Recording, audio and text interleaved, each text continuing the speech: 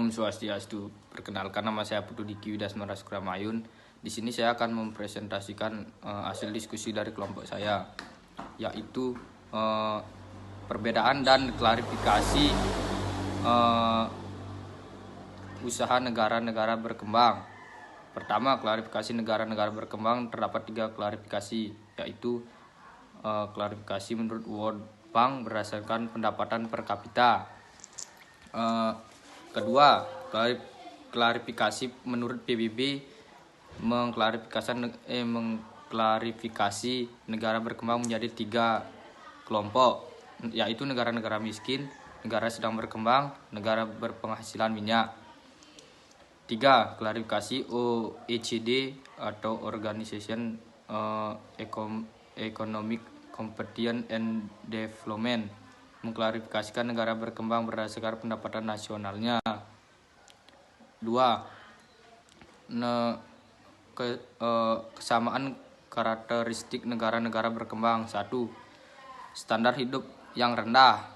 Pada umumnya tingkat kehidupan sebagai besar penduduk negara-negara berkembang cenderung rendah. 2. Produktivitas yang rendah. Sebagai akibat lebih lanjut dari tingkat hidup yang rendah, negara-negara sedang berkembang ditandai oleh tingkat produktivitas tenaga kerja yang rendah. 3. Tingkat pertumbuhan penduduk dan beban ketergantungan yang lain, tingkat kelahiran dan tingkat kematian negara sedang berkembang relatif lebih tinggi dibandingkan negara yang sudah maju. 4. Angkatan kerja dengan skill yang rendah. Banyak negara tidak memiliki warganya jarang memiliki skill-skill yang berpotensi berpenghasilan rendah. 5. Tingkat pengurangan penuh dan terselubung yang tinggi dan terus tumbuh, penyebab dan sekaligus akibat dari rendahnya taraf hidup ini berkembang. Selanjutnya akan dijelaskan oleh teman saya. Baik, di sini perkenalkan, nama saya Karya Budi Dwi Aryawan. Di sini saya akan melanjutkan presentasi dari teman saya. Yang ketiga, keragaman karakteristik di negara berkembang. Yang pertama, ukuran dan tingkat pendapat di negara berkembang terentang di negara kecil seperti Grenada dengan penduduk 1 juta sampai negara besar seperti India dengan penduduk hampir 1 miliar. Yang kedua, latar belakang sejarah. Kebanyakan negara Asia dan Afrika pernah dijajah oleh negara Eropa. Yang ketiga, karunia sumber daya fisik manusia. Kepemilikan SDA yang banyak belum tentu menentukan pembangunan yang dilakukan berhasil, tetapi ketersediaan SDM yang handal meskipun tidak banyak memiliki SDA. Yang keempat, komposisi etnik dan agama. Negara yang berkembang umumnya memiliki beragama etnik dan agama. Yang kelima, peran sektor pemerintah dan swasta. Di negara berkembang, peran pemerintah cenderung lebih besar dibandingkan swasta.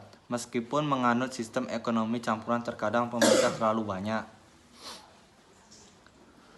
Keenam, struktur industri.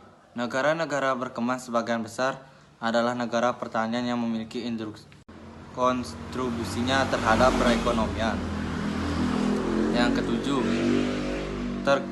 ketergantungan eksternal, ekonomi, politik, dan kultural. Negara berkembang sebagian besar industrinya belum banyak menggunakan teknologi maju. 8. Politik, kekuasaan, dan kelompok kepentingan. Sebagian besar negara berkembang memiliki pemerintahan demokratis. Kontrol politik di negara berkembangnya dipegang oleh sebuah elit politik yang relatif kecil. Baik, sekian dari presentasi kelompok kami. Kesimpulan dari materi tersebut adalah: yang pertama, pendapatan per kapita tinggi. Yang kedua, tingkat pendidikan tinggi. Yang ketiga, memiliki modal besar. Keempat, banyak tenaga ahli. Kelima, angka kelahiran bayi rendah. Keenam, angka harapan hidup tinggi. Ketujuh, sebagian besar penduduk tinggal di kota. 9, angka pertumbuhan penduduknya rendah. 10, perekonomian didukung sektor industri dan jasa. Sekian dari kesimpulan saya dan saran dari kelompok kami.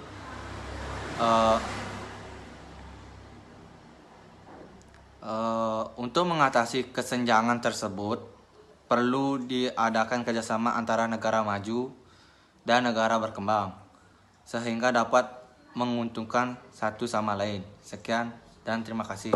Dan saya tutup Rama Santi. Om Santi Santi Om.